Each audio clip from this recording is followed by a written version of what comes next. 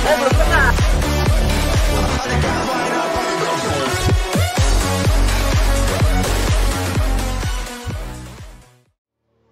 Assalamualaikum warahmatullahi wabarakatuh. Mitra RKS, apa kabar Anda hari ini? Senang sekali rasanya. Saya Yuni Zarana kembali hadir mewarnai channel YouTube RKS TV. Nah, yang belum subscribe langsung ya buruan setelah ini subscribe dan juga ajak teman-teman untuk nonton channel kita karena banyak sekali yang menarik yang kita hadirkan. Nah, kali ini Yuni Zarana tidak sendiri. Ada dua laki-laki di sebelah saya dari Kobuira Mitra RKS. Apa itu Kobuira? Nanti kita akan kulik lebih jauh ya bersama narasumber kita. Di sini sudah ada Mas Budi, beliau sebelah kanan saya. Sorry, sebelah kanan nomor 2 maksudnya. Halo Mas Budi, selamat siang Mitra RKS, karena ini pengambilan gambarnya siang hari. Jadi siang ya. Selamat siang Mas Budi. Siang. Siang juga. Kabarnya gimana, sehat? Sehat. Iya, Mas Budi ini Humas Kobuira ya. Yang berhubungan dengan masyarakat lah ya, atau mungkin lebih dikenal dengan orang yang terdepan gitu ya, yang membahas soal Kobuira, tanyanya sama Mas Budi gitu ya. Kemudian juga ada Mas Lutfi di sebelah kanan saya, dia adalah ketua pembina. Wah, Pak Ketua nih. Selamat siang Mas Budi. Aku sih dulu ya. Oh ya, sorry Mas Lutfi, saya nggak bisa move on Iya. Nggak bisa move on dari Mas Budi. Oh my god, nggak guyon ya Mitra RKS. Ya betul, di sebelah saya ada Mas Lutfi Mitra RKS ya. Dia adalah ketua pembina kita dari Kobuira. Sedikit informasi sebelum kita ke dua laki-laki ganteng kita.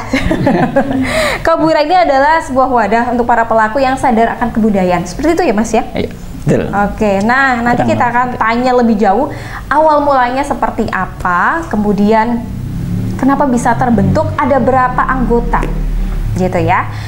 Dan Mitra RKS, selain RKS TV, Anda juga harus mendengarkan kita di frekuensi 96.4 FM. Oke, kita ke tema lagi ya, soal Kobuira di acara kita Pak Ora Menapak Obrolan Rakyat.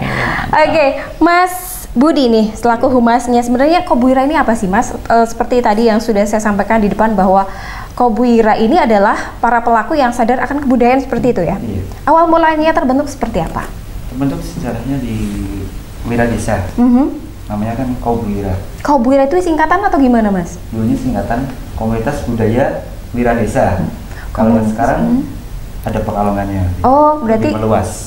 Oke, berarti Kobuira Pekalongan ya. Iya. Awalnya dari Wira Desa. Betul. Berarti dari lini yang paling kecil yaitu Wira Desa akhirnya berkembang ya menjadi sebuah wadah yang besar yang mungkin tidak hanya menaungi Wira Desa saja tapi juga Kabupaten Pekalongan gitu ya Mas ya.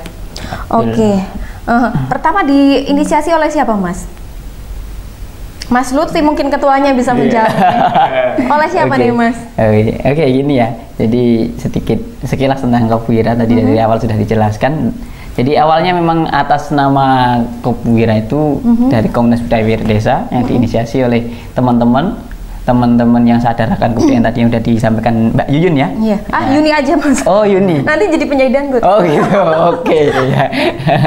Ya. Jadi Komunitas Budaya Wira Desa ini basicnya ini memang anak-anak atau teman-teman yang sadar dengan kebudayaan dan juga berangkat dari visi misi ketika ingin melestarikan kebudayaan yang ada, entah itu nanti seni, apapun sejarah dan sebagainya yang termaktub dalam buku PPKD itu yang telah PPKD itu pokok-pokok kebudayaan daerah yang telah disusun oleh Dinas Kebudayaan waktu itu di tahun 2018. Saya ketika dibawa ke Jawa Tengah kalau nggak salah itu sampai mendapatkan peringkat ke-58 skala nasional itu ya. Jadi sehingga di tahun 2018 itu sudah resmi itu ada PPKD khusus di Kabupaten Pekalongan. Kemudian di tahun 2019 itu di follow up sampai lebih lebih lebih meluas lagi. Diantaranya adanya meluasnya kirab budaya Kabupaten Pekalongan waktu itu di tahun 2019 ya. Itu sudah diflurkan sampai ke tingkat kecamatan-kecamatan. Nah, berangkat dari situ Kobwira sudah ambil bagian ya, diantaranya di kirab budaya Kabupaten Pekalongan dan juga di tiap kecamatan, terutama karena kita berangkat dari Wiradesa, memang kita menggarap dulu dari Wiradesa. Nah, semakin panjangnya perjalanan kami, akhirnya, kebetulan ini Mas Budi ini juga dari Kajen. Oh, dari Kajen. Iya, kalau saya sendiri dari Wiradesa. Ya, akhirnya memang nama Wiradesa ini diangkat sebagai memang ini awal mula adanya komunitas.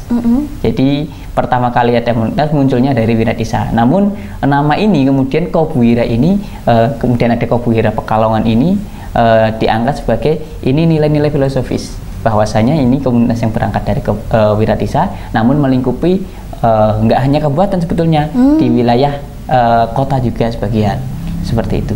Oke, berarti Kobwira ini tidak hanya sebagai wadah yang memayungi Kabupaten Pekalongan saja, tapi juga Kota Pekalongan. Iya, diantaranya. Berarti tidak spesifik satu wilayah ya, secara administratif ya Mas? Ya, secara administratif kami juga sudah berbadan hukum ya. Jadi ketika di badan hukum kan itu memang di notarisnya itu tertuliskan memang berangkat dari Kabupaten Pekalongan.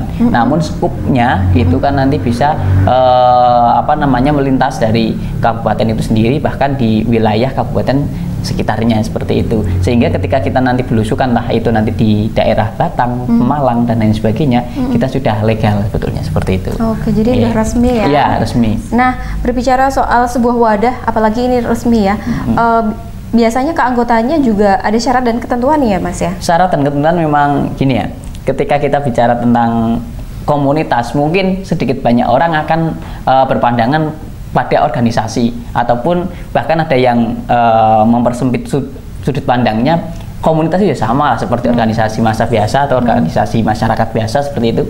Tapi di kami ini based on kami yang kami jaga. Jadi based on-nya ini berangkat dari kesadaran. Kami tidak ingin memperbanyak anggota yang hanya untuk have fun saja, atau mungkin berblarak kalau bahasa itu. Ya.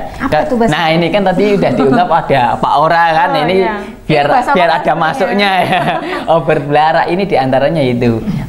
Berblarak itu ketika seperti blarak kering yang dibakar, itu kan hanya sebentar saja, sekilas tidak manter terus, tidak on fire. Iya, tidak on fire, sudah jadi abu gitu aja. Ya ini kami tidak seperti itu. Kami ingin benar-benar ya, kalau pertama datang seperti itu nggak masalah lah ya. Nanti semakin kesini akan menambah kesadarannya lah, itu nanti yang masuk dalam Kobwira yang getol itu nanti insya Allah yang seperti itu.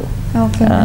Nah, keanggotaannya sejauh ini berapa orang Mas? Dari wilayah mana saja? Kalau keanggotaannya ini memang beberapa diantaranya yang jelas aktif, itu maksimal ada 12 orang ya, yang aktif. 12 yang aktif. Cuman kalau dianggotakan secara umum ini kan kami nanti beberapa ada agenda, diantaranya agenda atau mungkin yang bulanan itu ada nanti gerumpungan budaya yang diselenggarakan di pendopo Kecamatan Wiradesa, kemudian ada latihan gamelan, ini pasang surut, tambal sulam lah. Nanti banyak, kalau dalam absennya itu sampai mencapai 80-an sebetulnya.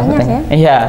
Makanya kalau yang inti seperti itu, makanya tujuan kami tetap dari 80 ataupun nanti tambah lagi, itu memang nanti biar berangkat dari sisi kesadarannya tersebut. Apalagi ini gamelan kan sudah masuk BPTP ya kemarin. Ya, sudah masuk BPTP, di sini biar harmoninya itu biar jadi seperti apa yang difilosofikan dalam gamelan tersebut. Oke, ini kan keanggotaannya tidak terbatas, terus juga syarat dan ketentuannya tidak spesifik ya Mas ya. Umur berapapun berarti boleh? Boleh, bebas. Cewek, cowok bebas. Bebas ya. Dan ini juga seninya juga luas, tidak terpatok pada seni tertentu ya Mas ya. Oke, Mitra RKS, kita jeda sejenak ya. Nanti kita akan lanjut dengan kegiatan dari Kobwira apa saja, tetaplah bersama kami.